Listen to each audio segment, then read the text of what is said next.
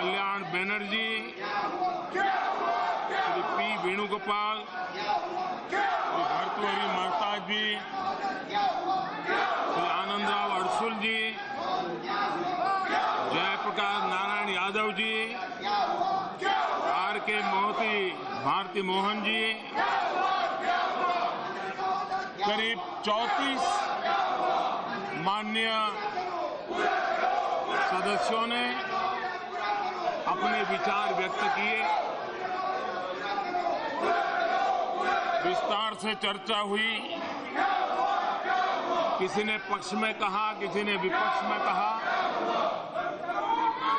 लेकिन ये सार्थक चर्चा इस सदन में हुई और राष्ट्रपति जी का भाषण किसी दल का नहीं होता है, देश की आशा आकांक्षाओं की अभिव्यक्ति का और उस दिशा में हो रहे कार्य का एक आलेख होता है। और उस दृष्टि से राष्ट्रपति जी के भाषण का सम्मान होना चाहिए। सिर्फ विरोध के खातिर विरोध करना कितना उचित है,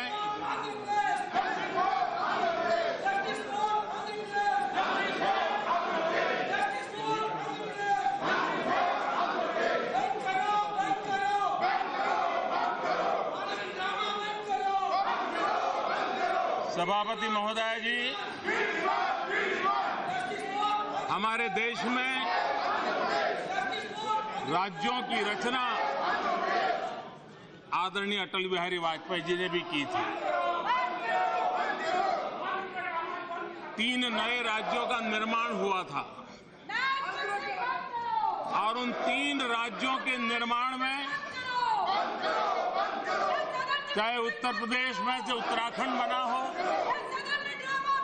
मध्य प्रदेश में से छत्तीसगढ़ बना हो, बिहार में से झारखंड बना हो, लेकिन उस सरकार की दीर्घदृष्टि थी कि कोई भी समस्या के बिना तीनों राज्य अलग होते ही अगर जो भी बंटवारा करना था बंटवारा, अफसरों के तबादले कर रहे थे तो अफसरों के तबादले, सारी चीजें स्मूथली हुई। नेतृत्व अगर दृढ़निष्ठा हो, राजनीतिक स्वार्थ की हड़बड़ाहट में निर्णय नहीं होते हो, तो कितने स्वस्थ निर्णय होते हैं। इसका उदाहरण अटल बिहारी वाजपेयी जी ने जो 3 राज्यों का निर्माण किया था, आज देश अनुभव कर रहा है। आपके चरित्र में है, जब भारत का विभाजन किया आपने, देश के टुकड़े किए,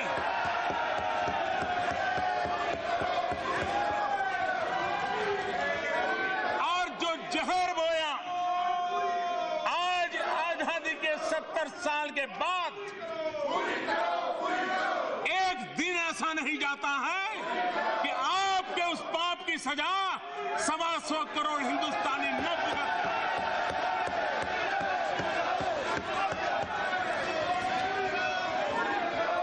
आपने देश के टुकड़े किए, वो भी उस तरीके से किए।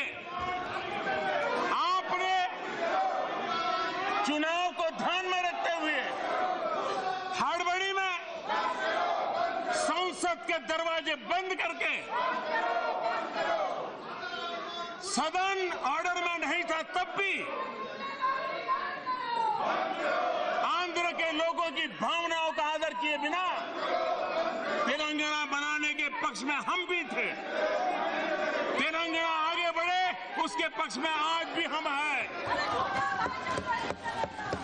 लेकिन आंध्र के साथ उस दिन आपने जो बीज बोए, आपने जो चुनाव के लिए हड़बड़ी में किया, ये उसी का नतीजा है।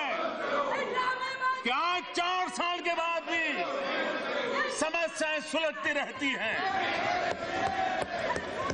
और इसलिए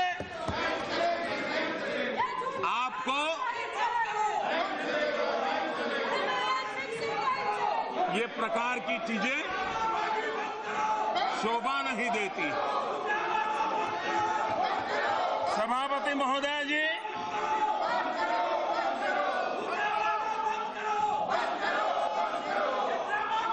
कल मैं कांग्रेस पार्टी के नेता श्रीमान खड़गे जी का भाषण सुन रहा था। मैं ये समझ नहीं पा रहा था कि वे ट्रेजरी बेंच को संबोधित कर रहे थे, कर्नाटक के लोगों को संबोधित कर रहे थे, कि अपने ही दल के नीति निर्धारकों को खुश करने का प्रयास कर रहे थे।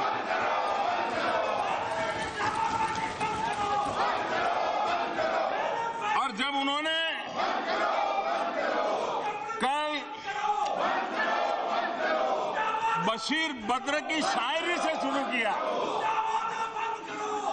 और खड़गे जी ने बशीर बद्र जी की शायरी सुनाई,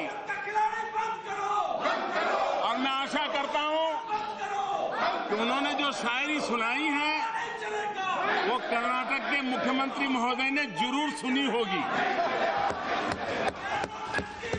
क्योंकि उस शायरी में उन्होंने कहा कि दुश्मनी जमकर करो, लेकिन ये गुंजाइश रहे जब कभी हम दोस्त हो जाएं तो शर्मिंदा ना हो। मैं जरूर मानता हूं कि कर्नाटक के मुख्यमंत्री जी ने आपकी ये गुहार सुन ली होगी, लेकिन श्रीमान खड़गे जी, जिस बशीर बद्र की शायरी का आपने जिक्र किया, अच्छा होता उस शायरी में जो शब्द आप बोल रहे उसी के बिल्कुल पहले वाली 2 लाइन उसको भी अगर याद कर लेते तो शायद इस देश को ये पता जरूर चलता कि आप कहां खड़े हैं। उसी शायरी में बशीर बद्र जी ने आगे कहा है,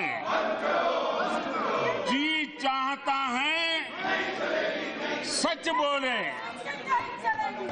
जी बहुत चाहता है सच बोले, क्या करे हौसला नहीं होता।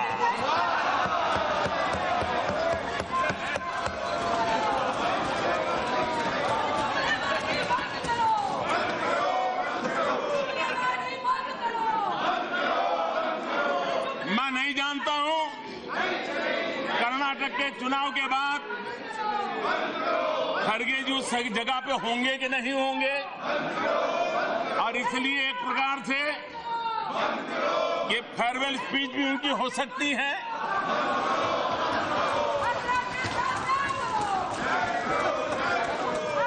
और इसलिए आमतौर पे सदन में जब पहली बार कोई सदस्य बोलते हैं तो हर कोई सम्मान से, कोई भी डिस्टर्बिंग के बिना सुनते हैं, और उसी प्रकार से जो फेयरवेल की स्पीच होती है वो भी करीब करीब सम्मान से देखी जाती है। अच्छा होता कल कुछ माननीय सदस्यों ने संयम बरता होता और आदरणीय खड़गे जी की बात को उसी सम्मान के साथ सुना होता तो अच्छा होता। लोकतंत्र के लिए बहुत आवश्यक है। विरोध करने का हक है, लेकिन सदन को मान में लेने का हक नहीं है।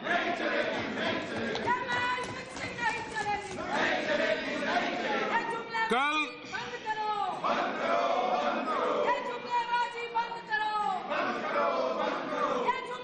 अध्यक्ष महोदया,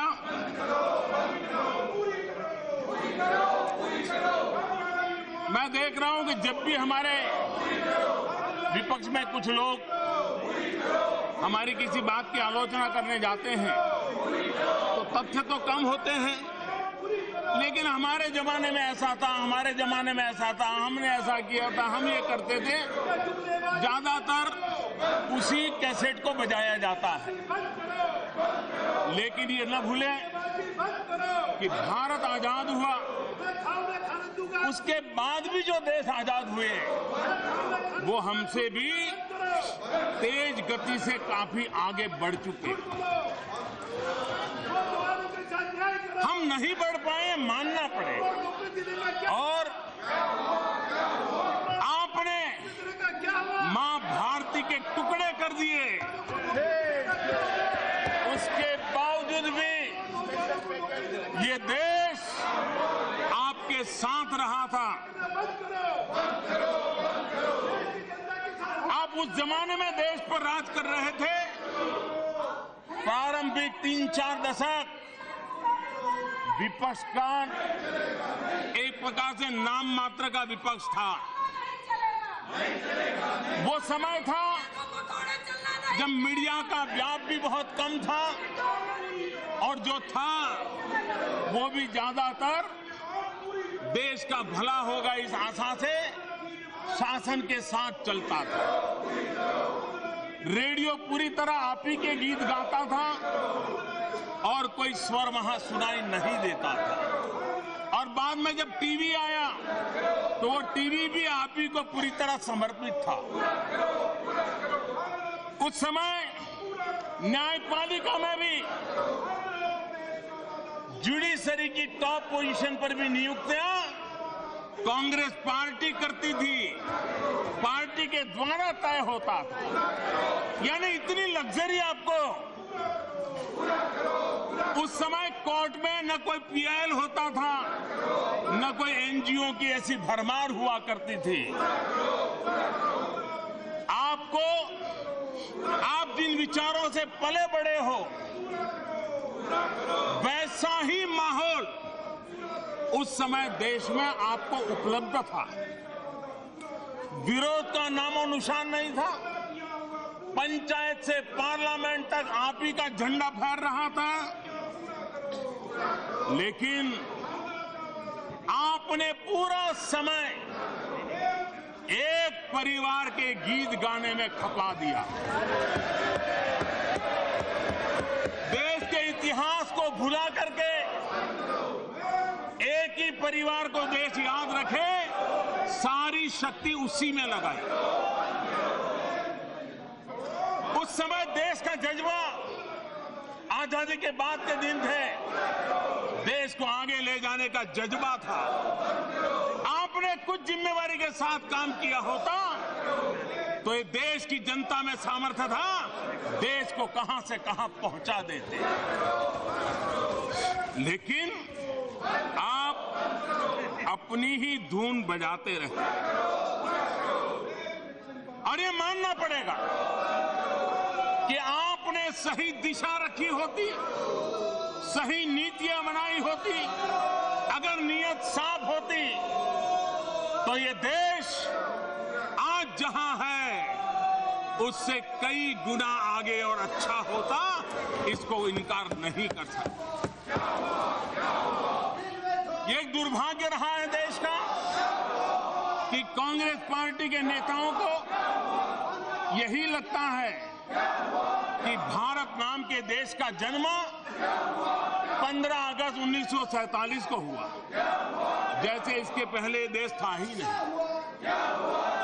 और कल मैं हैरान था, इसको मैं अहंकार कहूं या नासमझी कहूं या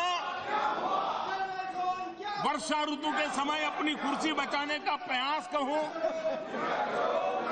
जब ये कहा गया कि देश को नेहरू ने लोकतंत्र दिया, देश को कांग्रेस ने लोकतंत्र दिया। अरे खरगे साहब, कुछ तो कम करो।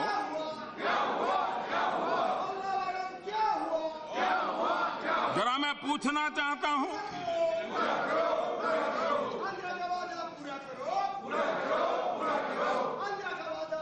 आप लोकतंत्र की बात करते हैं, आपको पता होगा ये हमारा देश जब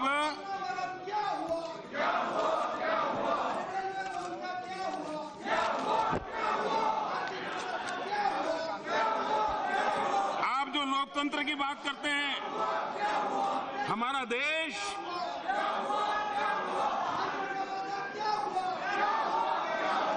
जब लिच्छवी साम्राज्य था, जब बुद्ध परंपराएं थी, तब भी हमारे देश में लोकतंत्र की गूंज थी।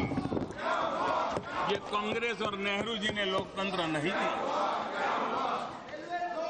बौद्ध संघ एक ऐसी व्यवस्था थी जो चर्चा, विचार विमर्श और वोटिंग के आधार पर निर्णय करने की प्रक्रिया चलाता था। और श्रीमान खड़गे जी, आप तो कर्नाटक से आते हो, कम से कम एक परिवार की भक्ति करके कर्नाटक के चुनाव के बाद शायद आपकी यहां बैठने की जगह बची रहे, लेकिन कम से कम जगत गुरु बसवेश्वर जी का तो अपमान मत करो। आपको पता होना चाहिए, आप कर्नाटक से आते हो, कि जगत गुरु बसवेश्वर थे जिन्होंने उस जमाने में अनुभव मंडपम नाम की व्यवस्था की थी 12वीं शताब्दी में, और गांव के सारे निर्णय लोकतांत्रिक तरीके से होता था। और इतना ही नहीं, विमेन एम्पावरमेंट का काम हुआ था, उस सदन के सभा के अंदर महिलाओं का होना अनिवार्य हुआ करता था। ये जगत गुरु बसवेश्वर जी के कालखंड में लोकतंत्र को प्रस्थापित करने का काम 12वीं शताब्दी में इस देश में हुआ था। लोकतंत्र ये हमारी रगों में है, हमारी परंपरा में है। और बिहार के अंदर इतिहास गवाह है, लिच्छवी साम्राज्य के समय किस प्रकार से हमारे यहाँ, अगर हम प्राचीन इतिहास की तरफ गौर करें तो हमारे यहाँ गणराज्य की व्यवस्था हुआ करती थी 2500 साल पहले। ये भी लोकतंत्र की परंपरा थी। सहमति असहमति को हमारे यहाँ मान्यता थी। आप लोकतंत्र की बात करते हो, श्रीमान मनमोहन जी की सरकार में मंत्री रहे हुए और आप ही की पार्टी के नेता, उन्होंने अभी जब आपके पार्टी के भीतर चुनाव चल रहा था तो उन्होंने मीडिया को क्या कहा था? उन्होंने कहा था जहांगीर की जगह पे शाहजहां आए, शाहजहां की जगह पे औरंगजेब आए। क्या वहां चुनाव हुआ था क्या? तो हमारे यहां भी आ गए। आप लोकतंत्र की बात करते हो, आप लोकतंत्र की बात करते हो, आप लोकतंत्र की चर्चा करते हो। मैं जरा पूछना चाहता हूं, वो कौन सा लोकतंत्र की चर्चा करते हैं? जब आपके एक पूर्व प्रधानमंत्री श्रीमान राजीव गांधी हैदराबाद के एयरपोर्ट पर उतरते हैं, वहां के आप ही के पार्टी के चुने हुए मुख्यमंत्री, शेड्यूल कास्ट के मुख्यमंत्री एयरपोर्ट पर रिसीव करने आए थे। और लोकतंत्र में विश्वास की बातें करने वाले लोग, जिस नेहरू जी के नाम पर आप लोकतंत्र की सारी परंपरा समर्पित कर रहे हो, श्रीमान राजीव गांधी ने हैदराबाद एयरपोर्ट पर उतर करके एक दलित मुख्यमंत्री, उनको खुलेआम अपमानित किया था, एक चुने हुए जनप्रतिनिधि मुख्यमंत्री।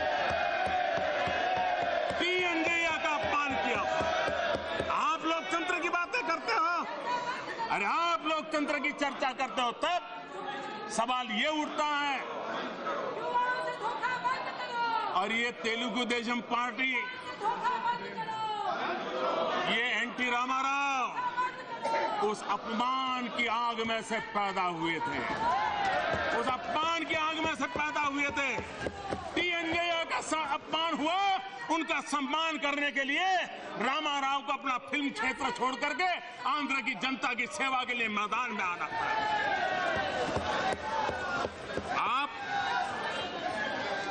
आप लोकतंत्र की बात समझ आ रहे हो? इस देश में 90 से अधिक बार धारा 356 का दुरुपयोग करते हुए राज्य सरकारों को, उन राज्यों में उभरती हुई पार्टियों को आपने उखाड़ के फेंक दिया। आपने पंजाब में अकाली दल के साथ क्या किया? आपने तमिलनाडु में क्या किया? आपने केरल में क्या किया? इस देश के लोकतंत्र को आपने पनपने नहीं दिया। आप अपने परिवार के लोकतंत्र को लोकतंत्र मानते हो और देश को आप गुमराह कर रहे हो।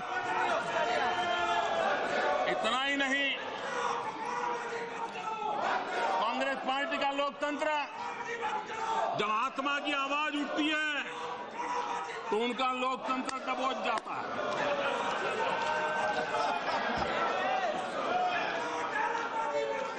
आप जानते हैं,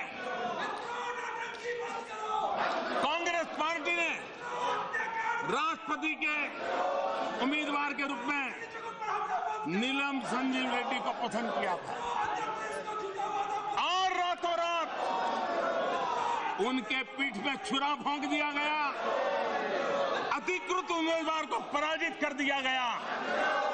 और ये भी देखिए, इत्तेफाक से वे भी आंध्र से आते थे, टीएनजे के साथ किया, आपने संजीव रेड्डी के साथ किया। आप लोकतंत्र की बात बताते हो। इतना ही नहीं, अभी का डॉक्टर मनमोहन सिंह जी देश के प्रधानमंत्री, कैबिनेट ने निर्णय किया लोकतंत्र की एक महत्वपूर्ण संस्था, संविधान के द्वारा बनी हुई संस्था, आपकी की पार्टी की सरकार और आपकी पार्टी के एक पदाधिकारी पत्रकार वार्ता बुला करके कैबिनेट के निर्णय को प्रेस के सामने टुकड़े कर दे। आपके मुंह में लोकतंत्र शोभा नहीं देता, आपके मुंह में लोकतंत्र शोभा नहीं देता।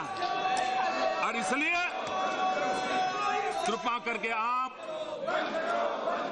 हमें लोकतंत्र के पाठ मत पढ़ाइए।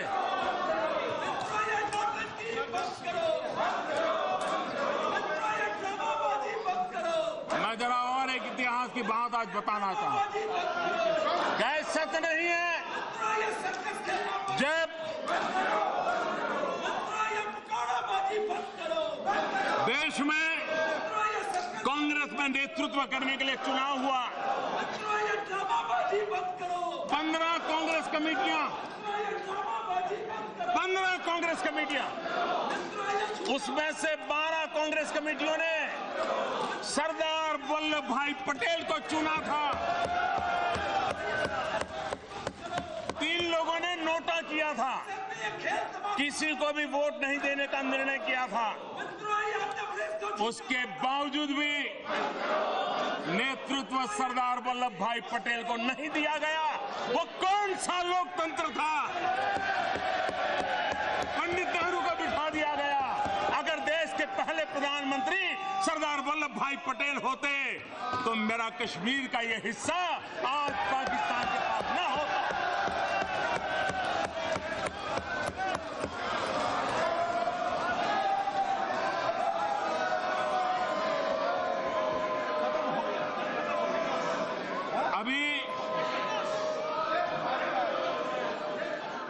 अभी दिसंबर में क्या ये कांग्रेस पार्टी के अध्यक्ष का चुनाव था कि ताजपोशी थी? आप आपी के पार्टी के एक नौजवान ने आवाज उठाई, वो अपना उम्मीदवारी पत्र भरना चाहता था, आपने उसको भी रोक दिया। आप लोकतंत्र की बातें करते हो। मैं जानता हूं ये आवाज दबाने के लिए इतनी कोशिश नाकाम रहने वाली है, नाकाम रहने वाली है। सुनने की हिम्मत चाहिए और इसलिए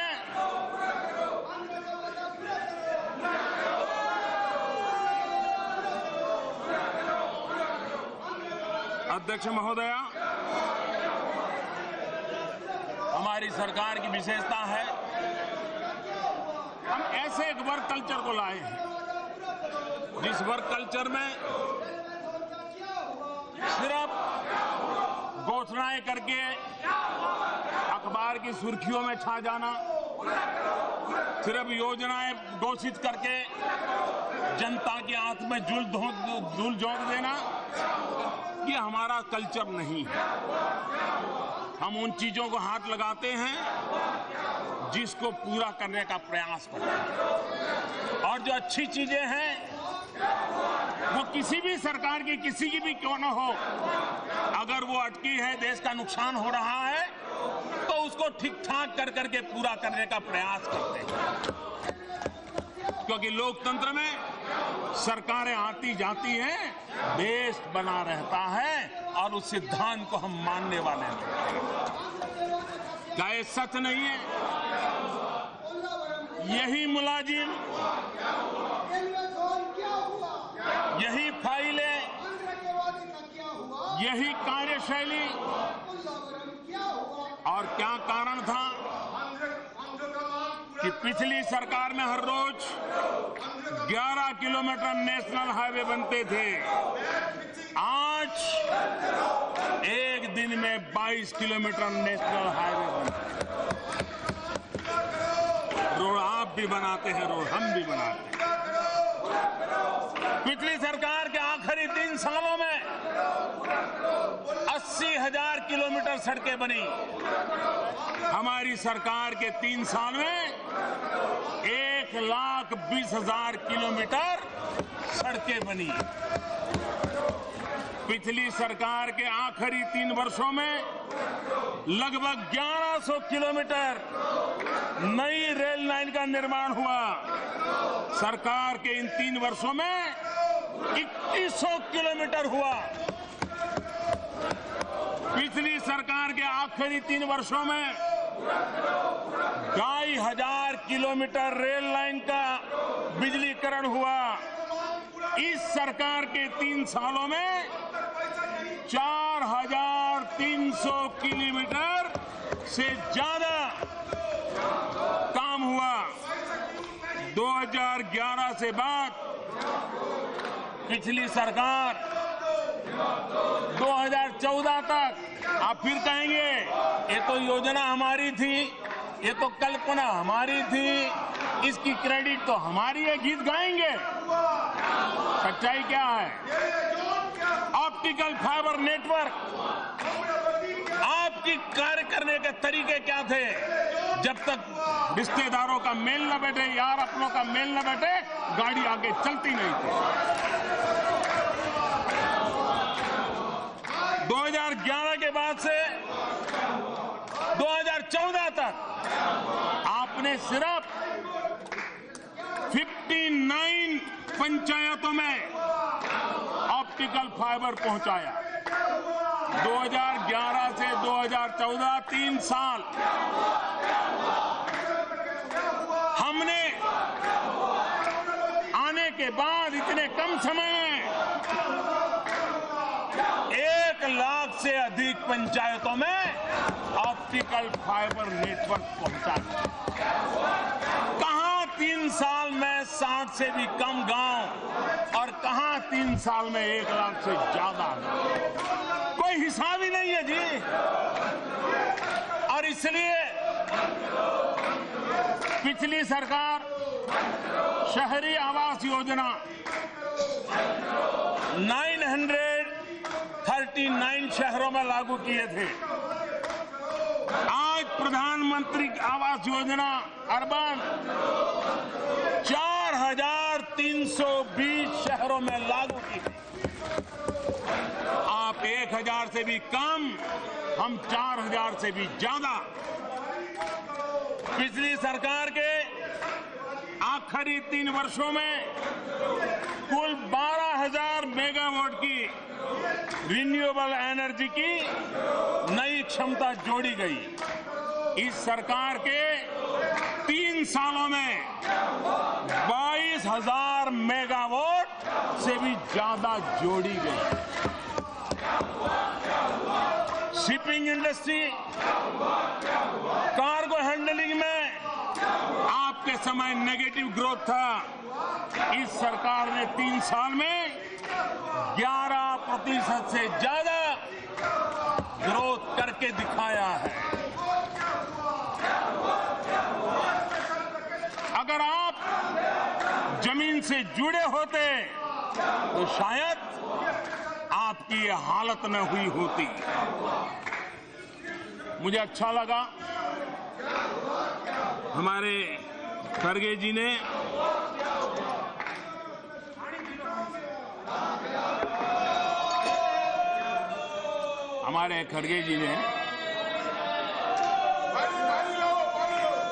दो चीजें, एक तो रेलवे और दूसरा कर्नाटक, और खड़गा जी का एकदम सीना फूल जाता है। आपने बीदर कलबुर्गी रेल लाइन का जिक्र किया। जरा देश को इस सच्चाई का पता होना चाहिए। ये बात कांग्रेस के मुंह से कभी किसी ने सुनी नहीं होगी, कभी नहीं बोले होंगे, उद्घाटन समारोह में भी नहीं बोले होंगे, शिलान्यास में भी नहीं बोले होंगे। सत्य स्वीकार करिए कि ये बीदर कलबुर्गी 110 किलोमीटर की नई रेल लाइन का प्रोजेक्ट अटल बिहारी वाजपेयी की सरकार में मंजूर हुआ था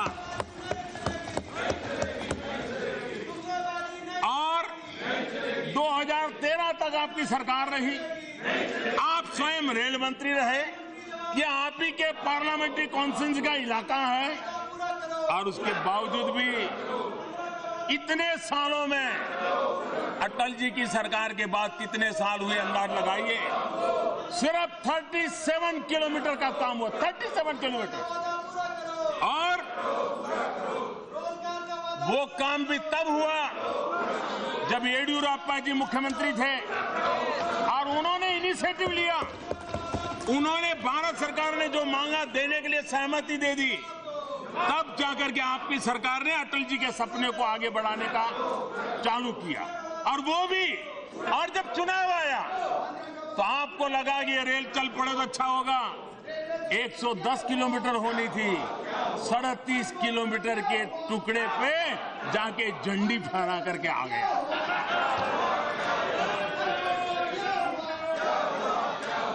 और हमने आकर के इतने कम समय में 72 किलोमीटर का जो बाकी काम था पूरा किया। और ये हमने ये नहीं सोचा कि विपक्ष के नेता की पार्लियामेंट्री कॉन्स्टिट्यूंसी है, इसको अभी गड्ढे में डालो देखा जाएगा। ऐसा पाप हम नहीं करते। आपका इलाका था लेकिन काम देश का था। हमने देश का काम मान करके उसको पूरा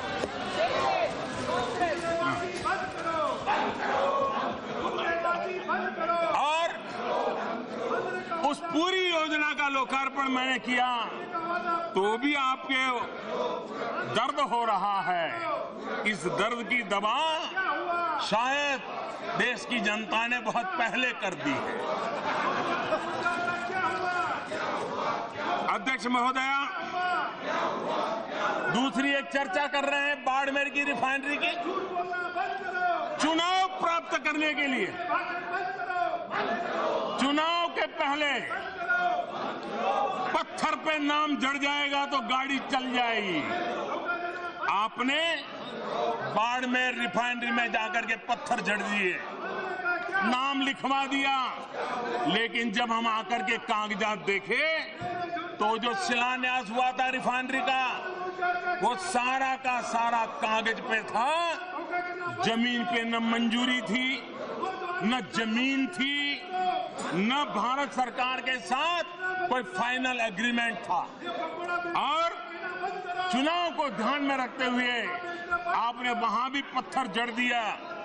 आपकी गलतियों को ठीक करते, उस योजना को सही स्वरूप देने में भारत सरकार को और राजस्थान सरकार को इतनी माथापच्ची करनी पड़ी, तब बड़ी मुश्किल से उसको निकाल पाए और आज उस काम को प्रारंभ कर दिया है।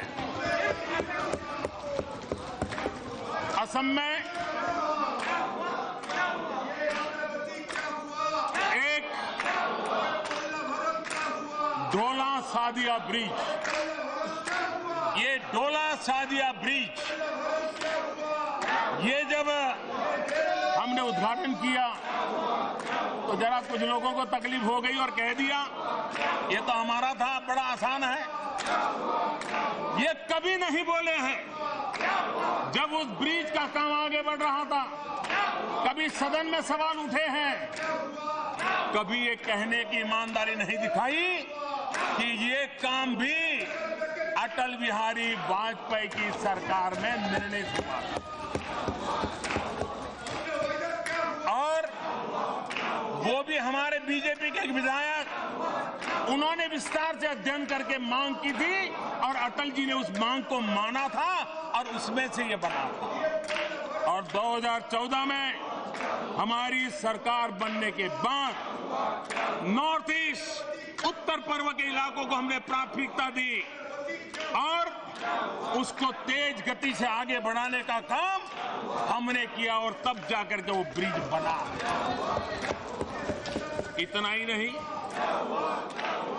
मैं गर्व से कह सकता हूं ये सरकार है जो देश में आज सबसे लंबी सुरंग, सबसे लंबी गैस पाइपलाइन, सबसे लंबा समंदर के अंदर ब्रिज, सबसे तेज ट्रेन, ये सारे निर्णय यही सरकार कर सकती है और समय सीमा में आगे बढ़ा रही है। इसी कालखंड में 104 सैटेलाइट छोड़ने का विक्रम भी इसी कालखंड में होता है। इस बात का इनकार नहीं किया जा सकता है जो राष्ट्रपति जी ने अपने अभिभाषण में उल्लेख किया। और मैं कहना चाहूंगा लोकतंत्र कैसा होता है, शासन में रहे हुए हर एक का सम्मान कैसा होता है। लाल किले पर से भाषण निकाल दीजिए, आजादी के सभी कांग्रेस के नेताओं के लाल किले से भाषण निकाल दीजिए, एक भाषण में किसी ने ये कहा हो कि देश में जो प्रगति हो रही है उसमें सभी सरकारों का योगदान है, भूतपूर्व सरकारों का योगदान है, ऐसा एक वाक्य लाल किले पर से कांग्रेस के नेताओं ने बोला हो तो जरा इतिहास खोल करके ले आइए। ये नरेंद्र मोदी लाल किले पर से कहता है कि देश आज जहां है पुरानी सभी सरकारों का भी योगदान है, राज्य सरकारों का भी योगदान है और देशवासियों का योगदान है, खुलेआम स्वीकार करने की हमारी हिम्मत है और ये हमारे चरित्र में है। मैं आज बताना चाहता हूं, गुजरात में जब मुख्यमंत्री था तो उस मुख्यमंत्री के कालखंड में गुजरात की गोल्डन जुबिली का ईयर था। हमने गोल्डन जुबिली ईयर मनाने में जो कार्यक्रम किए, एक कार्यक्रम क्या किया,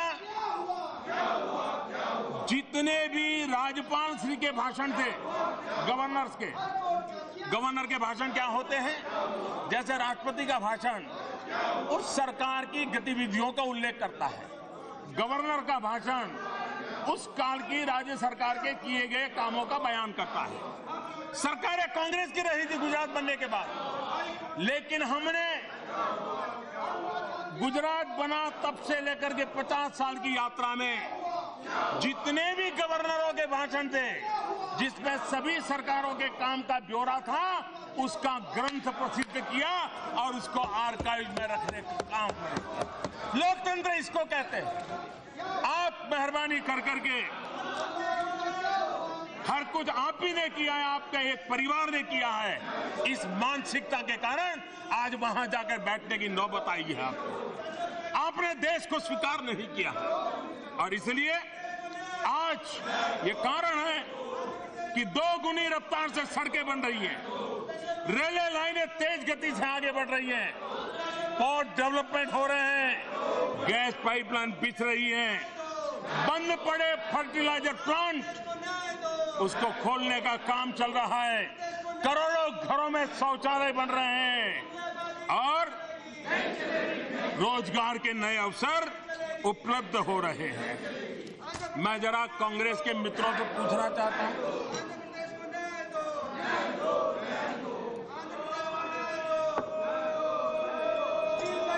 रोजगारी और बेरोजगारी की आलोचना करने वाले, उनसे मैं जरा पूछना चाहता हूं, आप जब बेरोजगारी का आंकड़ा देते हैं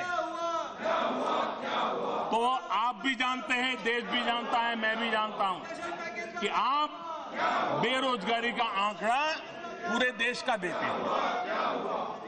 अगर बेरोजगारी का आंकड़ा पूरा देश के है तो रोजगारी का आंकड़ा भी पूरे देश का बनता है।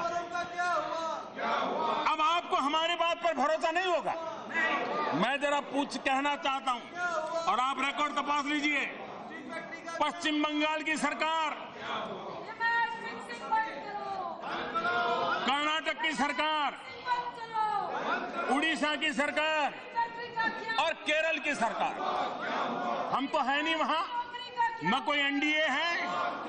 इन 4 सरकारों ने स्वयं ने जो घोषित किया है उस हिसाब से पिछले 3-4 वर्ष में इन 4 सरकारों का दावा है कि वहां करीब 1 करोड़ लोगों को रोजगार मिला है।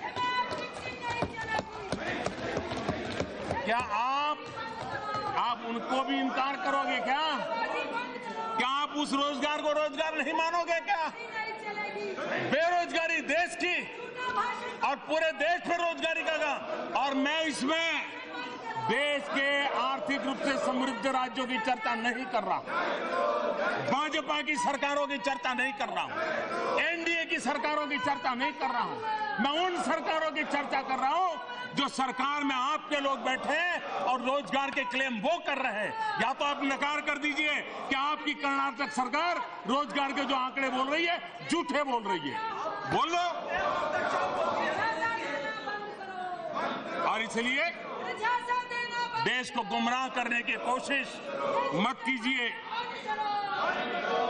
और ऐसे देश के सभी राज्यों के रोजगार भारत सरकार ने जो प्रयास किया है उसकी योजनाएं, और आप जानते हैं 1 साल में 70 लाख नए ईपीएफ में नाम रजिस्टर हुए हैं और ये 18 से 25 साल के नौजवान हैं, बेटा बेटियां हैं और इनका नाम जुड़ा है।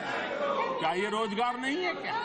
इतना ही नहीं, जो कोई डॉक्टर बने, कोई इंजीनियर बने, कोई लॉयर बने, कोई चार्टर्ड अकाउंट बने, कोई कंपनी सेक्रेटरी बने, ये इन्होंने अपने कारोबार प्रारंभ किए, अपनी कंपनियों में लोगों को काम दिया, खुद का रोजगार बढ़ाया। आप इसको गिनने को तैयार नहीं है। और आप जानते हैं, भली भांति जानते हैं, फॉर्मल सेक्टर में सिर्फ 10% रोजगार होता है, इनफॉर्मल सेक्टर में 90% होता है। और आज इनफॉर्मल को भी फॉर्मल में लाने के लिए हमने कई ऐसे इंसेंटिव और कई योजनाएं बनाने की दिशा में सफलतापूर्वक प्रयास किया है। इतना ही नहीं, आज देश का मध्यम वर्गीय परिवार का नौजवान वो नौकरी की भीख मांगने वालों में से नहीं, वो सम्मान से जीना चाहता है, वो अपने बलबूते पर जीना चाहता है। मैंने ऐसे कई आईएएस अफसर देखे हैं। कभी मैं पूछता हूं कि आपके संतान क्या करते हैं, ज्यादातर मैं सोचता हूं शायद वो भी बाबू बनेंगे, लेकिन आजकल वो मुझे कह रहे हैं साहब जमाना बदल गया है। हमारे पिताजी के सामने हम थे तो हम सरकारी नौकरी खोजते खोजते यहाँ पहुंच गए। आज हमारे बच्चों को हम कहते हैं कि बेटा यहाँ आ जाओ, वो मना करता है और वो कहता है मैं तो स्टार्टअप चालू करूंगा। वो विदेश से पढ़ कर के आया है, बोले मैं स्टार्टअप चालू करूंगा। सब दूर। देश के नौजवानों में ये एस्पिरेशन है और भारत के नेतृत्व में कोई भी दल हो, देश के मध्यम वर्ग की तेज और तर्रार जो नौजवान है उनके एस्पिरेशंस को बल देना चाहिए, उनको निराश करने का काम नहीं करना चाहिए। और प्रधानमंत्री मुद्रा योजना, स्किल डेवलपमेंट योजना, एंटरप्रेन्योरशिप ट्रेनिंग की योजना, ये सारी बातें देश के मध्यम वर्ग के ऊर्जावान नौजवानों को उस एस्पिरेशन को बल देने के लिए हम प्रयास कर रहे हैं। और उसी का परिणाम है कि प्रधानमंत्री मुद्रा योजना के तहत 10 करोड़ से ज्यादा लोन की स्वीकृति हुई है। ये आंकड़ा कम नहीं है और अभी तक ये 10 करोड़ लोन स्वीकृति में कहीं किसी की कटकी हुई, कोई बीच में दलाल आया, उसकी कोई शिकायत नहीं आई है। और ये भी तो इस सरकार के वर्क कल्चर का परिणाम है, ये भी उस वर्क कल्चर का परिणाम है। कोई बिचौलिया नहीं आया और उसका कारण था कि हमने जो प्रोडक्ट बनाई है, नीति नियम बनाए हैं, उसी का वो परिणाम था कि उसको बिना कोई गारंटी बैंक में जाकर के उसको धन मिल सकता है। और इन 10 करोड़ लोन स्वीकृत हुई है, उसमें 4 लाख करोड़ रुपए से ज्यादा पैसा दिया गया। इतना ही नहीं, ये लोन प्राप्त करने वाले लोग हैं, उसमें 3 करोड़ लोग बिल्कुल नए उद्यमी हैं, जिनको कभी ऐसा अवसर नहीं आया जीवन में। ऐसे लोग हैं, क्या ये भारत की रोजगारी बढ़ाने का काम नहीं हो रहा है? लेकिन आपने आंखें बंद करके रखी है और इसलिए आप अपने गीत गाने से ऊपर आ नहीं पा रहे और ये मानसिकता आपको वहीं रहने देगी।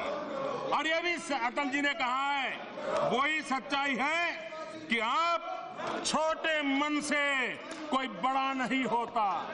अटल जी ने कहा है, छोटे मन से कोई बड़ा नहीं होता और टूटे मन से कोई खड़ा नहीं हो सकता। और इसलिए आप वहीं रह जाओगे, वहीं पर गुजारा करना है आपको। मैं जरा पूछना चाहता हूं, ये सब हमारे जमाने के गीत गाते रहते हैं।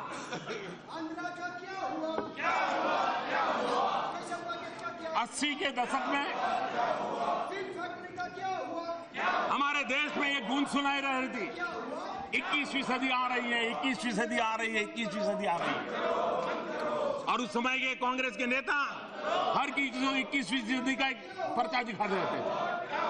नौजवान नेता थे, नए नए आए थे, अपने नाना से भी ज्यादा सीटें जीत करके आए थे और देश की जनता को 21वीं सदी। और मैंने उस समय एक कार्टून देखा था, बड़ा इंटरेस्टिंग कार्टून था कि रेल के पास प्लेटफॉर्म पर एक नौजवान खड़ा है और सामने से ट्रेन आ रही है।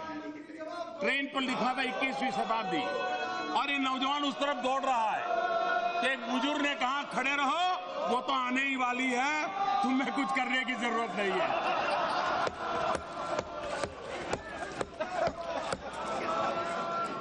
कि 80 के दशक में 21वीं शताब्दी के सपने दिखाए जाते थे, सारी देर 21वीं सदी के भाषण सुनाए जा रहे थे और 21वीं सदी बात करने वाली सरकार इस देश में एविएशन पॉलिसी तक नहीं ले पाई। अगर 21वीं सदी में एविएशन पॉलिसी नहीं होगी, वो कैसी 21वीं सदी का आपने सोचा था? बैलगाड़ी वाली? यही आप चल रहे हैं। भाइयों बहनों, अध्यक्ष महोदय, एक एविएशन पॉलिसी हमने बनाई और आज छोटे छोटे शहरों में जो छोटी छोटी हवाई पट्टियां पड़ी हुई थी, इसका हमने उपयोग किया और 16 नई हवाई पट्टियां जहां जहाज आना जाना शुरू हो गया, 80 से ज्यादा एविएशन के लिए संभावनाएं पड़ी हुई है, उस पर हम कर रहे हैं। टायर 2, टायर 3 इन शहरों में हवाई जहाज उड़ने वाले हैं। और आज देश में ये सुनकर के वहां तकलीफ होगी, आज देश में करीब करीब 450 जहाज, हवाई जहाज ऑपरेशनल है, करीब करीब 450। आपको जानकर के खुशी होगी कि हमारे इस इनिशिएटिव का परिणाम है कि इस वर्ष 900 से ज्यादा नए हवाई जहाज खरीदने के ऑर्डर हिंदुस्तान से गए हैं। और इसलिए मैं मानता हूं, और ये सफलता इसलिए नहीं मिली है कि जरा हम निर्णय करते हैं, हम टेक्नोलॉजी का भरपूर उपयोग करते हैं, हम मॉनिटरिंग करते हैं। अरे रोड के काम को भी और रेल के काम को हम ड्रोन से देख रहे हैं, हम सैटेलाइट टेक्नोलॉजी के द्वारा हम टैगिंग कर रहे हैं। और कहां क्या कहां, इतना ही नहीं, टॉयलेट बने तो मोबाइल फोन पर उसकी तस्वीर टैग की जाती है।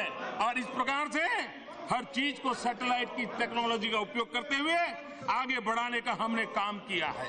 और उसके कारण, मॉनिटरिंग के कारण गति भी आई है, मॉनिटरिंग के कारण ट्रांसपेरेंसी को भी ताकत मिली है। मैं हैरान हूं,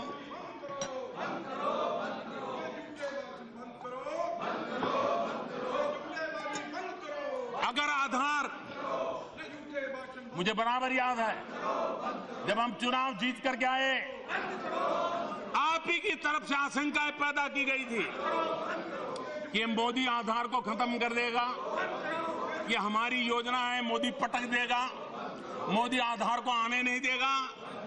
आप मान करके चले थे और इसलिए आपने मोदी पर हमला बुलाने के लिए आधार का इसलिए उपयोग किया था कि मोदी लाएगा नहीं।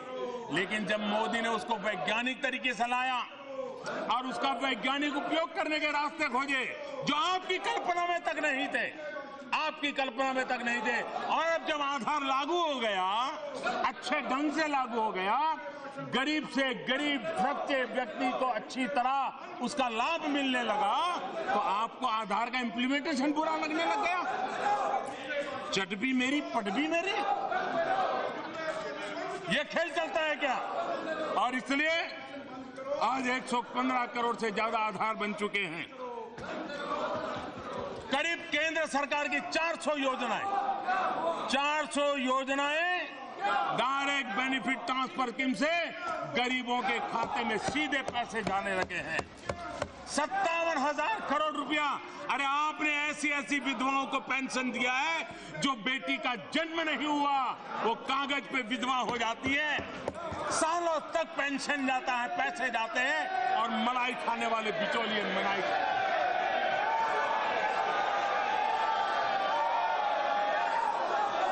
विधवा के नाम पर, बुजुर्गों के नाम पर, दिव्यांगों के नाम पर सरकारी खजाने से निकले पैसे बिचौलियों के जेब में गए हैं और राजनीति चलती रही। आज आधार के कारण डायरेक्ट बेनिफिट ट्रांसफर से आप दुखी, ऐसा नहीं है। आपका दुख का कारण है ये जो बिचौलियों की जाल थी, वो बिचौलियों की जाल खत्म हुई है, और इसलिए जो रोजगार गया है बिचौलियों का गया है, जो रोजगार गया है बेईमानों का गया है, जो रोजगार गया है देश को लूटने वालों का गया है।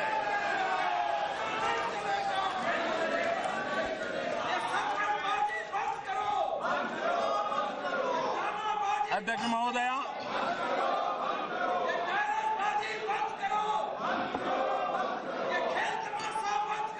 अध्यक्ष महोदया,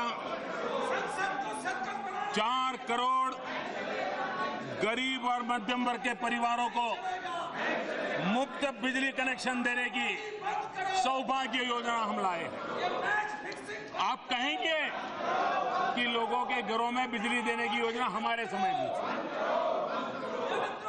होगी, लेकिन क्या बिजली थी, क्या ट्रांसमिशन लाइनें थी, अरे 18,000 गांव तक खंबे तक नहीं लगे थे। 18वीं शताब्दी में जीने के लिए वो मजबूर हुआ था। और अब आप ये कह रहे हैं कि हमारी योजना थी। और हम किसी भी डेवलपमेंट के लिए टुकड़ों में नहीं देखते। हम एक होलिस्टिक इंटीग्रेटेड अप्रोच और दूरदृष्टि के साथ और दूरगामी परिणाम देने वाली योजना के साथ हम चीजों को आगे करते हैं। सिर्फ बिजली का विषय मैं बताना चाहता हूं, आपको पता चलेगा कि सरकार के काम करने का तरीका क्या है, हम किस तरीके से काम करते हैं। बिजली व्यवस्था सुधारने के लिए 4 करोड़ घरों में, देश में कुल घर हैं 25 करोड़, 4 करोड़ घरों में आज भी बिजली न होना मतलब कि करीब करीब 20% लोग आज भी अंधेरे में जिंदगी गुजार रहे हैं। ये गर्व करने जैसा विषय नहीं है। और यह आपने हमें विरासत में दिया है, जिसको पूरा करने का हम प्रयास कर रहे हैं। लेकिन कैसे कर रहे हैं? हम बिजली व्यवस्था सुधारने के लिए 4 अलग अलग चरणों में चीजों को हमने हाथ लगाया। एक, बिजली उत्पादन प्रोडक्शन, ट्रांसमिशन, डिस्ट्रीब्यूशन और चौथा आता है कनेक्शन। और ये सारी चीजें एक साथ हम आगे बढ़ा रहे हैं। सबसे पहले हमने बिजली के प्रोडक्शन पर बढ़ाने पर बल दिया। सौर ऊर्जा हो, हाइड्रो ऊर्जा हो, थर्मल हो, न्यूक्लियर हो, जो भी क्षेत्र से बिजली हो सकती है, और उस पर हमने बल देकर के बिजली का उत्पादन बढ़ाया। ट्रांसमिशन नेटवर्क में हमने तेज गति से वृद्धि की। पिछले 3 सालों में 1.5 लाख करोड़ रुपए से अधिक प्रोजेक्ट पर काम किया। ये पिछली सरकार के आखिरी 3 वर्षों की तुलना में 83% ज्यादा है। हमने स्वतंत्रता के बाद देश में कुल स्थापित ट्रांसमिशन लाइन, इसमें 2014 के बाद 31%, यानी आजादी के बाद जो था उसमें 31% अकेले हमने आकर के बढ़ाया। ट्रांसफार्मर कैपेसिटी पिछले 3 साल में 49% हमने बढ़ाई है। कश्मीर से कन्याकुमारी, कच्छ से कामरूप निर्बाध रूप से बिजली को ट्रांसमिशन करने के लिए सारा नेटवर्क का काम हमने खड़ा कर दिया है। पावर डिस्ट्रीब्यूशन सिस्टम मजबूत करने के लिए 2015 में उज्ज्वल डिस्कॉम एश्योरेंस योजना यानी कि उदय योजना और राज्यों को साथ लेकर के MOU करके आगे बढ़ाई है। बिजली डिस्ट्रीब्यूशन कंपनियों में बेहतर ऑपरेशनल और फाइनेंशियल मैनेजमेंट स्थापित हो, उस पर हमने बल दिया है। इसके बाद कनेक्शन के लिए, घर में बिजली पहुंचाने के लिए सौभाग्य योजना लॉन्च की है। एक तरफ बिजली पहुंचाना, दूसरी तरफ बिजली बचाना। हमने 28 करोड़ LED बल्ब बांटे। मध्यम वर्ग का परिवार जो घर में बिजली का उपयोग करता है, 28 करोड़ बिजली के बल्ब पहुंचने के कारण 15,000 करोड़ रुपया बिजली का बिल बचा है, जो मध्यम वर्ग के परिवार के जेब में बचा है। देश के मध्यम वर्ग को लाभ हुआ है। हमने वेस्टेज ऑफ टाइम भी बचाया है। हमने वेस्टेज ऑफ मनी को भी रोकने के लिए ईमानदारी के प्रयास किया है। अध्यक्ष महोदया,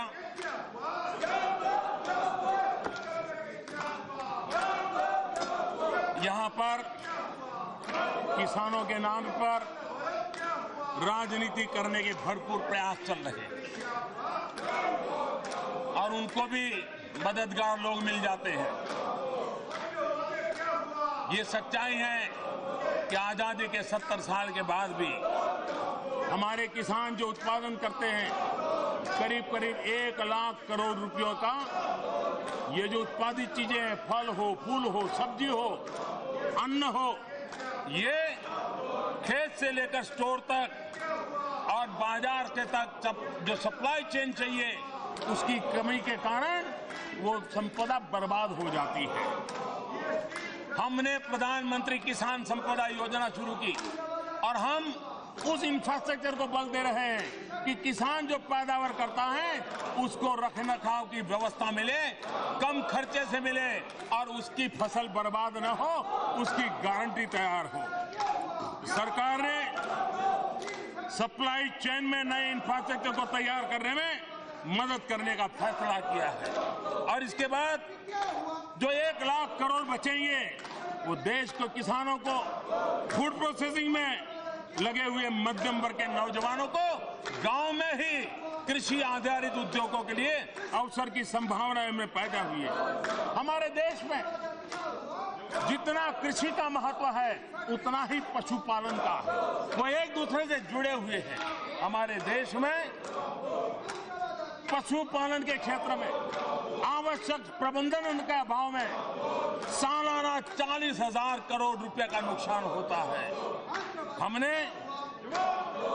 पशु की चिंता करना, कामधेनु योजना के द्वारा इन पशुओं का रखरखाव की चिंता करने के लिए, उनके आरोग्य की चिंता करने के लिए एक बड़ा एग्रेसिव काम शुरू किया है और उसके कारण कामधेनु की योजना का लाभ देश के पशुपालक को और जो किसान पशुपालन करता है उनको एक बहुत बड़ी राहत मिलने वाली है।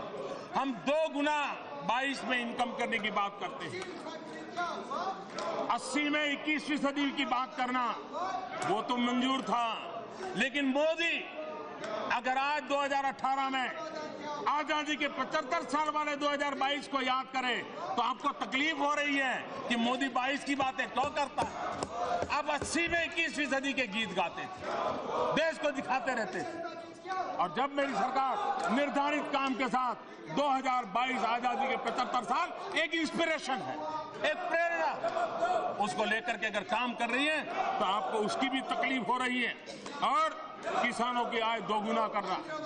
आप शंकाओं में इसलिए जीते हैं कि आपने कभी बड़ा सोचा ही नहीं, छोटे मन से कुछ होता नहीं,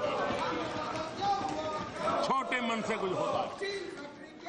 आप किसान की आय 2 गुना करनी, क्या हम उसकी लागत में कमी नहीं कर सकते? सॉइल हेल्थ कार्ड के द्वारा ये संभव हुआ है, सोलार पंप के द्वारा संभव हुआ है, यूरिया नीम कोटिंग के कारण संभव हुआ है। ये सारी चीजें किसान की लागत कम करने के लिए काम आने वाली चीजें हैं। ऐसे अनेक चीजों को हमने आगे बढ़ाया है। उसी प्रकार से किसान को अपने किसानी कारोबार के साथ हमने बम्बू का निर्णय किया। अगर वो अपने खेत के किनारे पर बम्बू लगाएगा और उस बम्बू का बड़ा एश्योर्ड मार्केट है, आज देश हजारों करोड़ रुपए का बम्बू इंपोर्ट करता है। आपकी एक गलत नीति के कारण कि आपने बम्बू को ट्री कह दिया, पेड़ कह दिया और उसके कारण कोई बम्बू काट नहीं सकता था। मेरे नॉर्थ ईस्ट के लोग परेशान रहे। हम में हिम्मत है कि हमने बम्बू को ग्रास की कैटेगरी में ला कर रखा।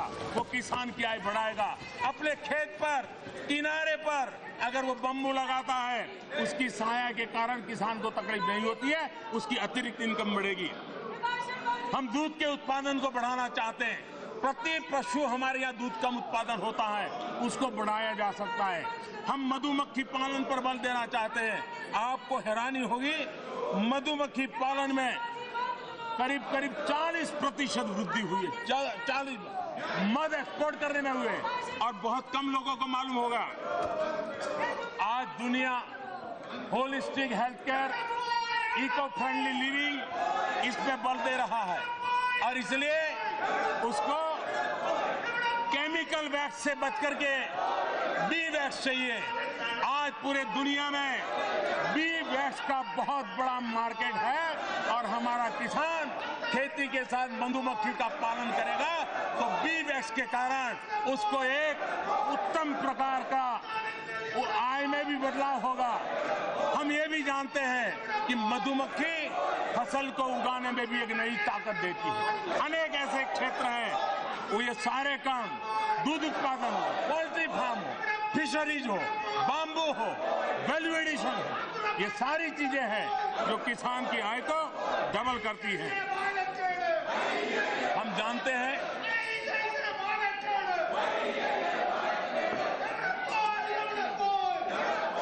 लोग सोचते थे आधार कभी आएगा नहीं, आ गया। उनको ये भी परेशानी थी कि जीएसटी नहीं आएगी और हम सरकार को दबोचते रहेंगे। अब जीएसटी आ गई तो क्या करें? तो नया खेल खेलो। ये खेल चल रहा है। कोई देश की राजनीतिक नेतागिरी देश को निराश करने का काम कभी नहीं करती, लेकिन कुछ लोगों ने इस काम का रास्ता अपनाया है।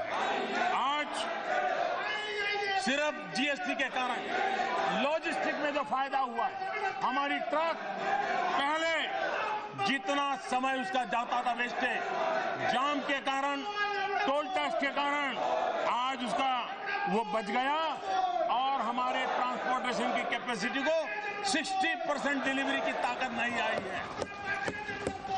जो काम 5-6 दिन में एक ट्रक जाके करता था, वो आज 2.5-3 दिन में पूरा कर रहा है। ये देश को बहुत बड़ा फायदा है। हमारे देश में मध्यम वर्ग भारत को आगे ले जाने में उसकी बहुत बड़ी भूमिका है। मध्यम वर्ग को अब निराश करने के लिए भ्रम फैलाने के प्रयास हो रहे हैं, झूठ पैपरा। हमारे देश का मध्यम वर्ग का व्यक्ति गुड गवर्नेंस चाहता है, बेहतरीन व्यवस्थाएं चाहता है। वो अगर ट्रेन की टिकट ले तो ट्रेन में उसके हक की सुविधाएं चाहता है। अगर वो कॉलेज में बच्चों को पढ़ने के लिए भेजे तो उसको अच्छी शिक्षा चाहता है। बच्चों को स्कूल भेजे तो स्कूल में अच्छी शिक्षा चाहता है। वो खाना खरीदने जाए तो खाने की क्वालिटी अच्छी मिले, ये मध्यम वर्ग का व्यक्ति चाहता है।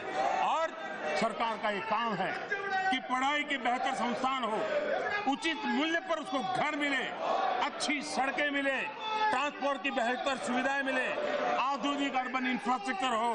मध्यम वर्ग की आशा आकांक्षाओं को पूरा करने के लिए, ईज ऑफ लिविंग के लिए ये सरकार ढेर सारे कदम करके क्या कर रही है।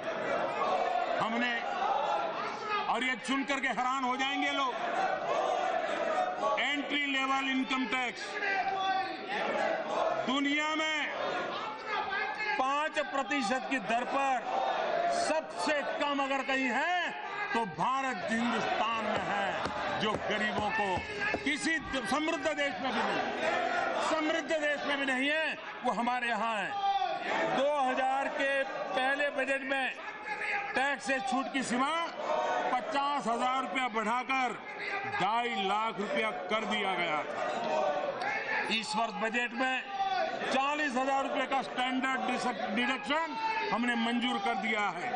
सीनियर सिटीजन को टैक्स में छूट का भी प्रावधान किया है। मध्यम वर्ग को करीब 12,000 करोड़ रुपया का सालाना नया फायदा ये जुड़ता जाए, ये काम हमारी सरकार ने किया है। प्रधानमंत्री आवास योजना शहरी 31,000 करोड़ रुपए से ज्यादा खर्च हमने किया है। ब्याज में पहली बार इस देश में मध्यम वर्ग के लोगों को ब्याज में राहत देने का काम इस सरकार ने किया है। नए एम्स, नई आईआईटी, नए आईआईएम, 11 बड़े शहरों में मेट्रो, 32 लाख से ज्यादा स्ट्रीट लाइट एलईडी कर दी गई है। और इसलिए नए उद्यमों, एमएसएमई, ये कोई इनकार नहीं कर सकता। एमएसएमई क्षेत्र के साथ जुड़े लोग ये मध्यम वर्ग और उच्च मध्यम वर्ग, 250 करोड़ के टर्नओवर पर हमने टैक्स रेट 30% से कम करके 25% करके मध्यम वर्ग के समाज की बहुत बड़ी सेवा की है, 5% दिया है। 2 करोड़ रुपए तक कारोबार करने वाले सभी व्यापारियों को केवल बैंकिंग चैनलों के माध्यम से लेन देन करते हैं। सरकार उनकी आय को टर्नओवर का 8% नहीं 6% मानती है, यानी उन्हें टैक्स में 2% का लाभ होता है। जीएसटी में 1.5 करोड़ रुपए तक की टर्नओवर वाले कारोबार को कंपोजिशन स्कीम के दी गई और टर्नओवर का केवल 1% ही भुगतान, ये भी दुनिया में सबसे कम हिंदुस्तान में करने वाली ये सरकार है। माननीय अध्यक्ष महोदय, जनधन योजना 31 करोड़ से ज्यादा गरीबों के बैंक अकाउंट खोला, 18 करोड़ से ज्यादा गरीबों को स्वास्थ्य सुरक्षा की बीमा योजना का लाभ हो, 90 पैसे प्रतिदिन या 1 रुपया महीना, इतना अच्छा प्रोडक्ट वाला बीमा हमने देश को, गरीबों को दिया। और आप ये जान करके आपको संतोष होगा कि इतने कम समय में ऐसे गरीब परिवारों को कोई आफत आई तो इंश्योरेंस की योजना के कारण ऐसे परिवारों को 2000 करोड़ रुपया उनके घर में पहुंच गया। ये असामान्य काम हुआ है। उज्ज्वला योजना के तहत 3 करोड़ 30 लाख मां बहनों को, गरीब मां बहन, अरे गैस का कनेक्शन के लिए ये एमपीओ के कुर्ते पकड़ करके चलना पड़ता था, हम सामने से जाकर के गैस कनेक्शन दे रहे हैं। और अब संख्या हमने 8 करोड़ करने का निर्णय किया है। आयुष्मान भारत योजना, मैं हैरान हूं, क्या देश के गरीब को स्वास्थ्य सुविधा मिलनी चाहिए? नहीं, गरीब पैसों के अभाव में इलाज करवाने नहीं जाता है, वो मृत्यु को पसंद करता है, लेकिन बच्चों के लिए वो कर्ज छोड़ करके जाना नहीं चाहता है। क्या ऐसे गरीब निम्न मध्यम वर्ग के परिवार की रक्षा करने का निर्णय गलत हो सकता है क्या? हाँ, आपको लगता है कि इस प्रोडक्ट में कोई बदलाव करना है, अच्छे पॉजिटिव सुधार लेकर के आइए। मैं स्वयं समय देने के लिए तैयार हूं ताकि देश के गरीबों को 5 लाख रुपया तक सालाना खर्च करे, उसके काम आए सरकार। लेकिन आप उसके लिए भी इस प्रकार के बयानबाजी कर रहे हैं। अच्छी योजना है, जरूर मुझे सुझाइए, हम मिल बैठ करके नक्की करेंगे, तय करेंगे। लेकिन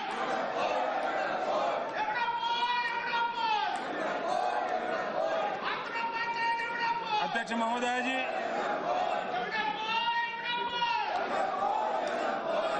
हमारी सरकार ने जो कदम उठाए उसने सरकार के, समाज के भी सोचने के तौर तरीके में बदलाव किया।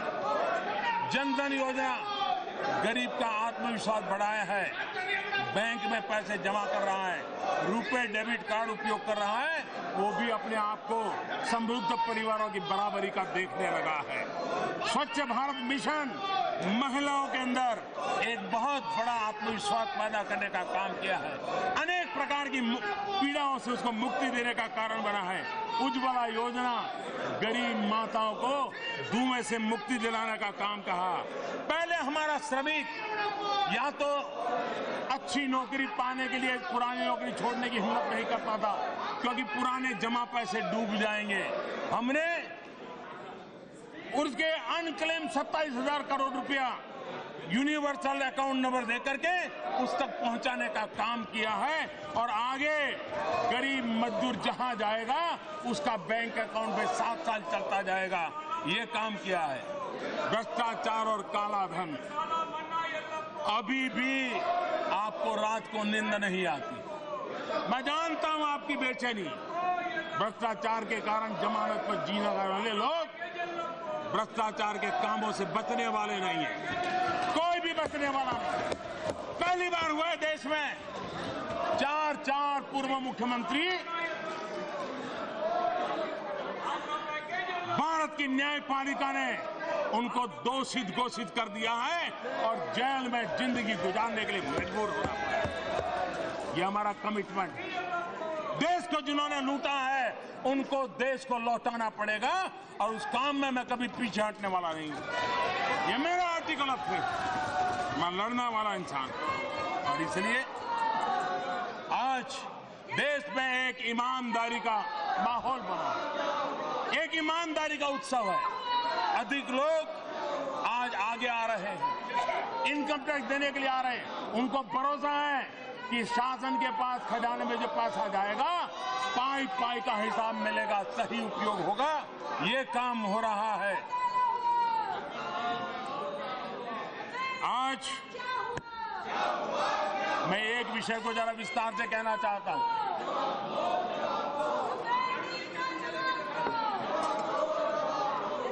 कुछ लोगों को झूठ बोलो, जोर से झूठ बोलो, बार बार झूठ बोलो, ये फैशन हो गई है।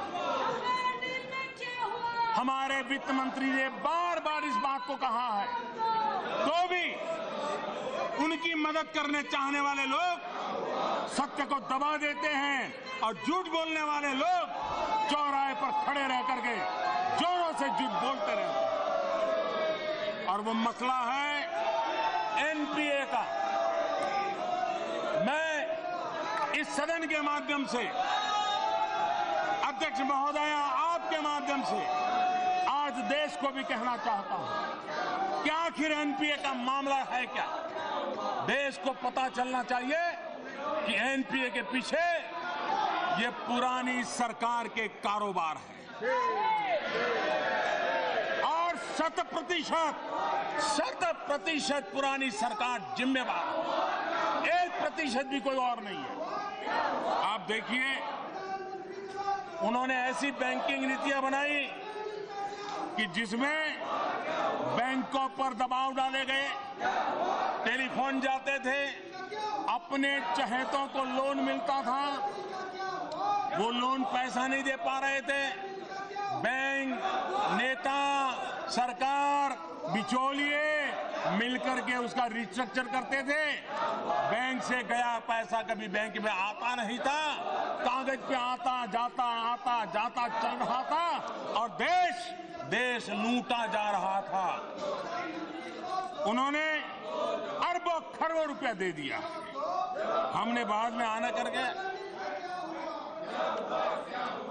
आते ही हमारे ध्यान में विषय आया, अगर मुझे राजनीति करनी होती तो मैं पहले ही दिन देश के सामने वो सारे तथ्य रख देता। लेकिन ऐसे समय बैंकों की एक दुर्दशा की बात देश के अर्थतंत्र को तबाह कर देती। देश में एक ऐसा संकट का माहौल आ जाता, उससे निकालना मुश्किल हो जाता। और इसलिए आपके पापों को देखते हुए, जानते हुए, सबूत होते हुए मैंने मौन रखा, मेरे देश की भलाई के लिए। आपके आरोप में सहता रहा देश की भलाई के लिए। लेकिन अब बैंकों को हमने आवश्यक ताकत दी है। अब समय आ गया है कि देश के सामने सत्य आना चाहिए। ये एनपीए आपका पाप था। और मैं आज इस पवित्र सदन में खड़ा रह करके कह रहा हूं, मैं लोकतंत्र के मंदिर में खड़ा रह करके कहता हूं, हमारी सरकार आने के बाद एक भी ऐसी लोन हमने नहीं दी है जिसको एनपीए की नौबत आई हो। और आपने छुपाया, आपने क्या किया?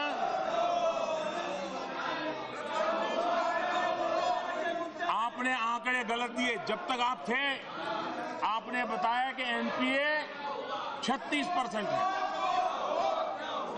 हमने जब देखा और 2014 में हमने कहा भाई झूठ नहीं चलेगा, सच करो, जो होगा देखा जाएगा।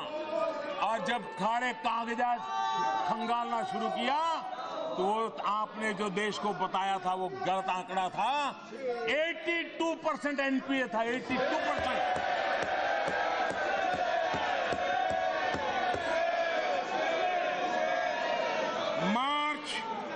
मार्च 2018 में बैंकों द्वारा दिया गया कुल एडवांस 18 लाख करोड़ रुपए। और हमने 6 साल में आप देखिए क्या हाल हो गया। 8 में 18 लाख करोड़।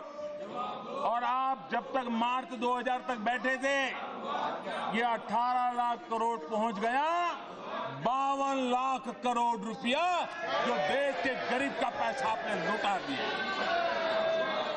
और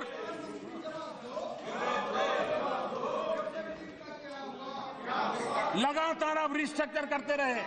कागज पे हाँ लोन आ गया, लोन दे दिया, लोन आ गया, लोन दे दिया। आप ऐसे ही उनको बचाते रहे क्योंकि बीच में बिचौलिए थे, क्योंकि वो आपके चहेते थे, क्योंकि आपका कोई न कोई उस पर हित सधा हुआ था। और इसलिए आपने एक काम किया, हमने तय किया कि जो भी तकलीफ होगी सहेंगे, लेकिन साफ सफाई और मेरा स्वच्छता अभियान सिर्फ चौराहे तक नहीं है। मेरा स्वच्छता अभियान इस देश के नागरिकों के हक के लिए इन आचार विचार में भी है और इसलिए हमने इस काम को किया है। हमने योजना बनाई, 4 साल लगे रहे। हमने रिकैपिटलाइजेशन पर काम किया है। हमने दुनिया भर के अनुभवों का अध्ययन किया है और देश की बैंकिंग सेक्टर को ताकत दी गई है। ताकत देने के बाद आज मैं पहली बार 4 साल आपके झूठ को झेलता रहा। आज मैं देश के सामने पहली बार ये जानकारियां दे रहा हूं। 18 लाख से 52 लाख, 18 लाख करोड़ से 52 लाख करोड़ लुटा दिया आपने। और आज जो पैसे बढ़ रहे हैं वो उस समय के आपके पाप का ब्याज है। ये हमारी सरकार ने दिए हुए पैसे नहीं। ये जो आंकड़ा बढ़ रहा है वो 52 लाख करोड़ पर ब्याज जो लग रहा है उसका है।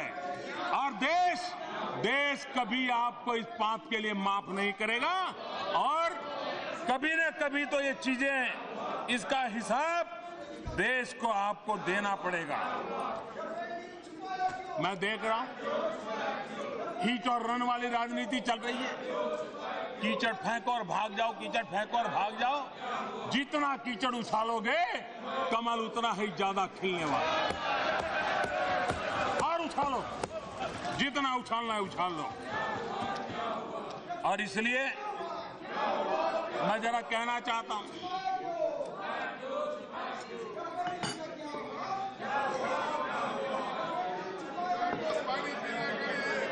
अब इसमें मैं कोई आरोप नहीं करना चाहता, लेकिन देश तय करेगा क्या है। आपने कतर से गैस लेने का 20 साल का कॉन्ट्रैक्ट किया था और जिस दाम से गैस का कॉन्ट्रैक्ट किया था, हमने आकर के कतर से बात की, हमने अपना पक्ष रखा। भारत सरकार बंधी हुई थी, आप जो सौदा कर गए थे हमको उसको निभाना था, क्योंकि देश की सरकार की अपनी विश्वसनीयता होती है। लेकिन हमने उनको तथ्यों के सामने रखा, हमने उनको कन्विंस किया और मेरे देशवासियों को खुशी होगी, अध्यक्ष महोदया, ये पवित्र सदन में मुझे कहते हुए संतोष हो रहा है कि हमने कतार को रिनेगोशिएशन किया और गैस की जो हम खरीदी करते थे करीब 8,000 करोड़ रुपया देश का हमने बचाया। आपने 8,000 करोड़ ज्यादा दिया था, क्यों दिया, किसके लिए दिया, कैसे दिया, क्या इसके साथ सवालिया निशान खड़े हो सकते, वो देश तय करेगा, मुझे नहीं कहना है।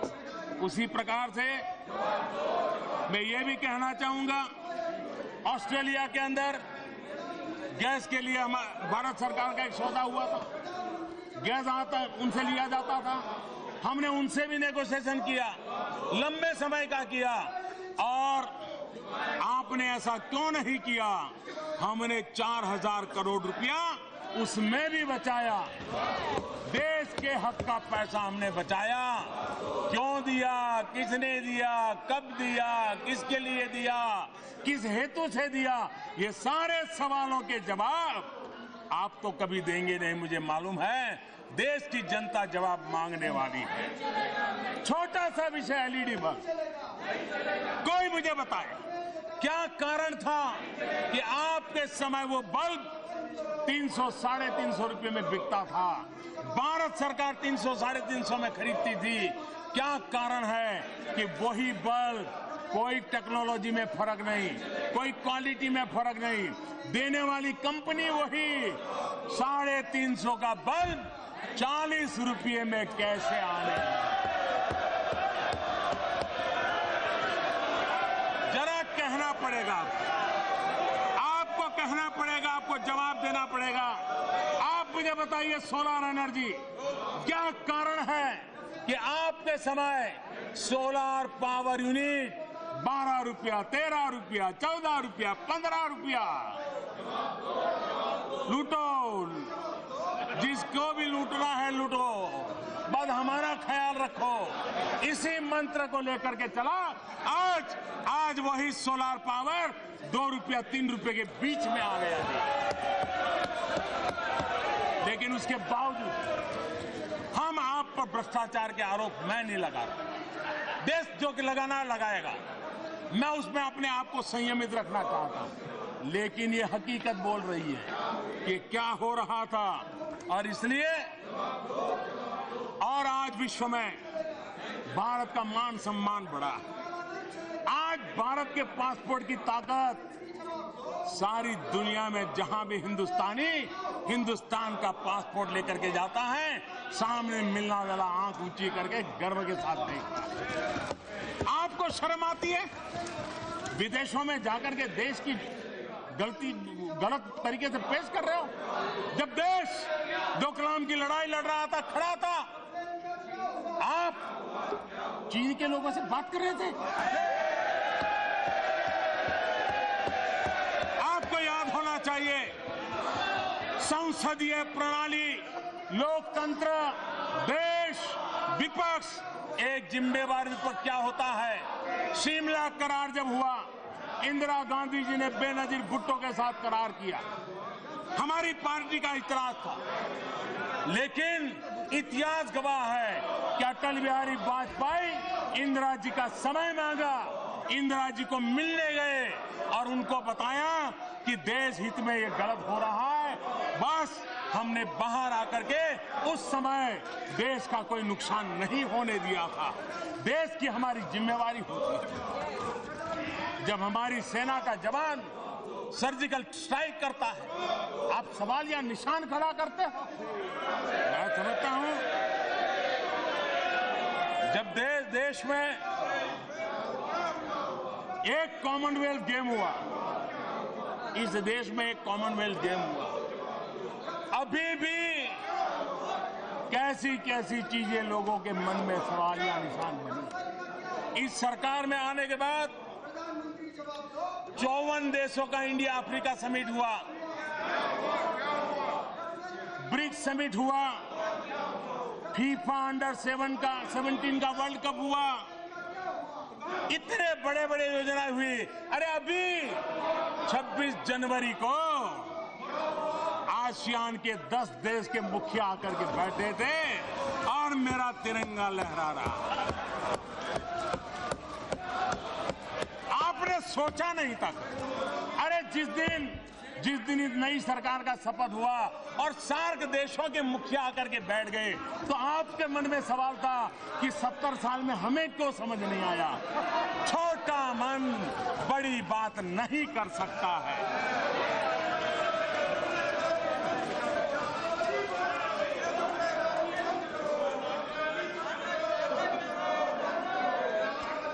अध्यक्ष महोदय, एक न्यू इंडिया का सपना, उसको लेकर के देश आगे बढ़ना था। महात्मा गांधी ने यंग इंडिया की बात कही थी, स्वामी विवेकानंद जी ने नए भारत की बात कही थी, हमारे राष्ट्रपति प्रणब मुखर्जी ने जब पद पर थे तब भी नए भारत का सपना सबके सामने रखा था। आओ हम सब मिलकर के नया भारत बनाने के संकल्प को पूर्ण करने के लिए अपनी जिम्मेवारियों का निर्वाह करें। लोकतंत्र में आलोचना एक लोकतंत्र की ताकत है, ये होनी चाहिए, तभी तो अमृत निकलता है। लेकिन लोकतंत्र झूठे आरोप करने का अधिकार नहीं देता है, अपनी राजनीतिक रोटियां सेकने के लिए देश को निराश करने का हक नहीं देता है। और इसलिए मैं आशा करता हूं कि राष्ट्रपति जी के अभिभाषण को बोलने वालों ने बोल लिया, अब जरा आराम से उसको पढ़े। पहली बार पढ़ने में समझ नहीं आया तो दोबारा पढ़े, भाषा समझ नहीं आई है तो किसी की मदद ले। लेकिन जो ब्लैक एंड व्हाइट में सत्य लिखा गया है उसको नकारने का काम न करें। इसी एक अपेक्षा के साथ राष्ट्रपति जी के अभिभाषण पर जिन जिन माननीय सदस्यों ने अपने विचार व्यक्त किए, मैं उनका अभिनंदन करता हूं, धन्यवाद करता हूं। और मैं सबको कहता हूं कि सर्वसम्मति से राष्ट्रपति जी के अभिभाषण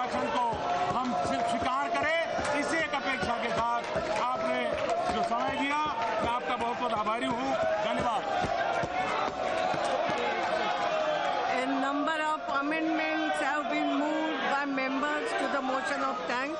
Shall I put all the amendments to the vote of the House together, or does any honourable member want any particular amendment to be put for Chini? I shall now put all the amendments which have been moved together to the vote of the House. That all the amendments moved by honourable members be adopted. Those in favour may say aye. Those against may say no. I think the noes have it. The noes have it. The amendments are negative.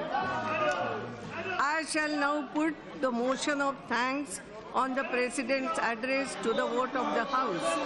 The question is that an address be presented to the President in the following terms: that the members of the Lok Sabha assembled in this session are deeply grateful to the President for the address which he has been pleased to deliver to both Houses of Parliament assembled together on January 29, 2018.